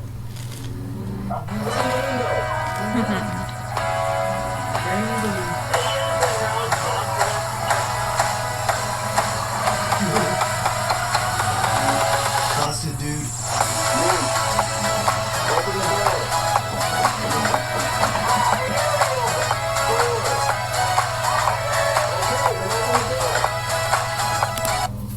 Let's go.